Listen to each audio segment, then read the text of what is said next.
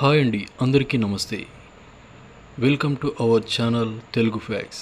ఈరోజు మనం కోనార్క్ సూర్య దేవాలయం గురించి మనకు తెలియని కొన్ని ఆసక్తికర విషయాలను తెలుసుకుందాం. కోనార్క్ సూర్య దేవాలయం అనేది 13వ శతాబ్దానికి చెందిన హిందూ దేవాలయం. ఇది ఒడిశా రాష్ట్రంలోని పూరి నగరానికి ఈశాన్య దిశలో సముద్ర తీర ప్రాంతంలో ఉంది. ఈ ఆలయం తూర్పు గంగ రాజవంశానికి చెందిన రాజు నరసింగదేవ నిర్మించినట్లుగా చెప్పబడుతుంది. ఇది హిందూ సూర్య దేవాలయం. ఇది సూర్యునికి అంకితం చేయబడింది. ఈ దేవాలయం ఇప్పటికీ కూడా ఒక మిస్టరీగానే మిగిలిపోయింది.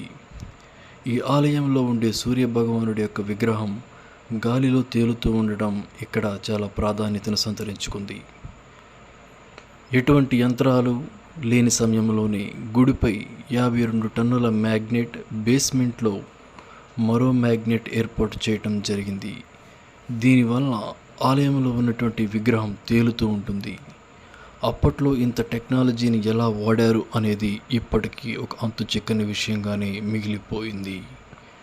ఈ ఆలయాన్ని పోర్చుగీసి వారు కూల్చారని కొంతమంది చెప్తే, ఇస్లాం పాలకులు ఈ ఆలయాన్ని ధ్వంసం చేశారని మరికొంతమంది చెప్తూ ఉంటారు. ఏది ఏమైనా కోనార్క్ సూర్య దేవాలయం అనేది భారతీయ పురాతన దేవాలయాలలో తనకంటూ ఒక ప్రాముఖ్యతను సంతరించుకోవటం చెప్పుకోదగినటువంటి విషయం. ఒడిశా రాష్ట్రంలో కోనార్క్ సూర్య దేవాలయం ఒక ప్రాముఖ్యత కలిగినటువంటి దేవాలయంగా మనం చెప్పుకోవచ్చు. ఇక్కడ దేవాలయంపై ఉన్నటువంటి శిల్పాలు శిల్పకారుల యొక్క పనితనాన్ని, వారి యొక్క గొప్పతనాన్ని తెలియజేస్తూ ఉన్నాయి.